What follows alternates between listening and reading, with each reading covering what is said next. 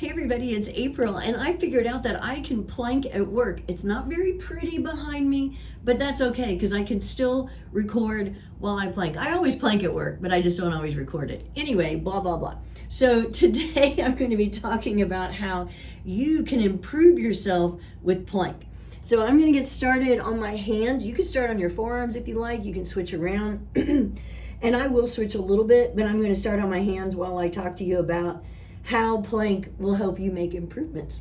So if you're starting on hands, starting in table, pull your shoulders down your back, then lift your upper back, lift your chest, pull in your belly, come up on your toes, shift your weight forward slightly. The timer has begun. This is exciting.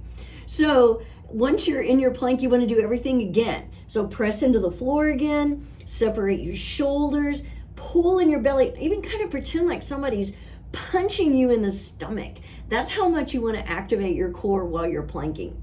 Tighten up your glutes, press your heels back, and woohoo, we're already almost to 30 seconds just by doing our setup and then going back over it again. So if you have just started planking and you hold for 10 seconds and then that's it, that's okay. It's still good. It's better.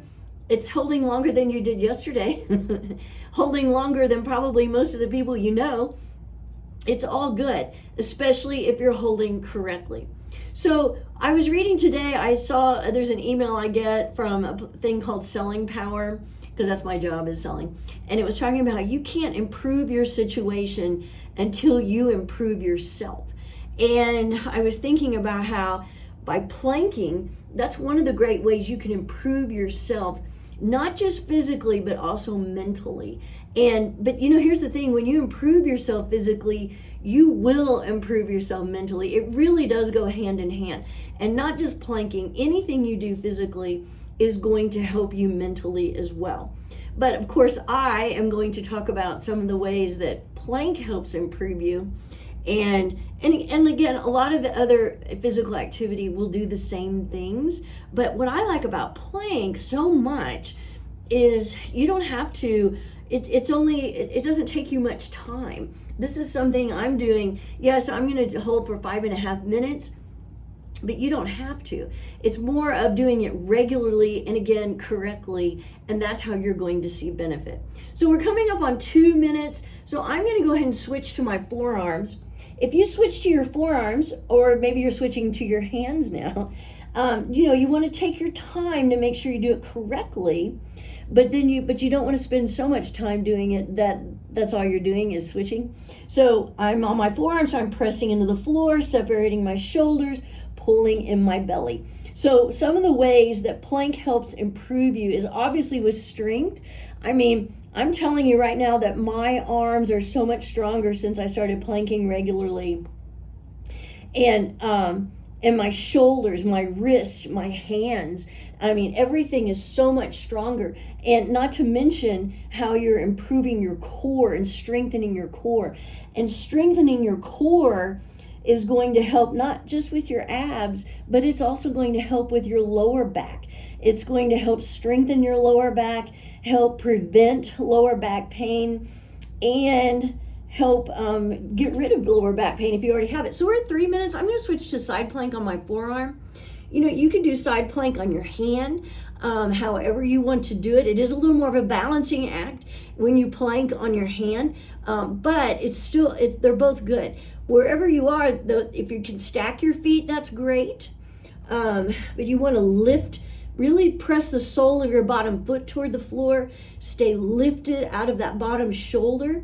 So we're coming up on 3:30, so I'm going to have to switch and turn my back to the camera. Sometimes I hold plank for a minute on each side, but I'm not going to do that today. But wherever you are, lift your hips up. So you're working on your obliques, which again is that side body. And this is a great way to improve your posture.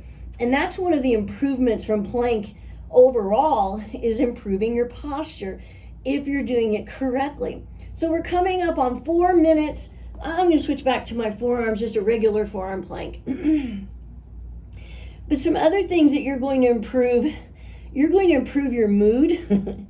You may be in a bad mood while you're doing it, but when you're done, you'll have such a great feeling of accomplishment that it's an instant mood booster just by planking. And again, you don't have to do it for 5 minutes. I do it for 5.5, but that's okay. I'm a little crazy. Remember, the world record, though, is 10 hours. 10 hours, can you imagine? I have no desire to do that. That's okay. I referred to a while ago how, if you do side plank on your hands, it is a little more of a balancing act. But plank in general is also going to improve your balance. And that's huge, especially as we age. Our balance can become a problem. Coming up on 5 minutes. Oh, my stopwatch went away. Okay, I'm going to switch back to my hands. And now my arms are going to be a little shaky for some reason. If I hold on my forearms for any amount of time and then go to my hands, it makes me really shaky. But that's okay. Anyway, improving your balance is really important because we do start falling more as we age, and it's because you have bad balance.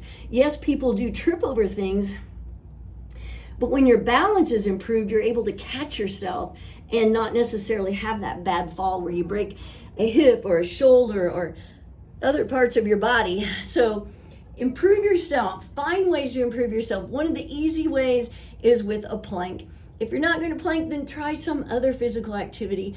But I'm telling you, plank will help in whatever physical activity you decide to take up or become involved in. Have a great day.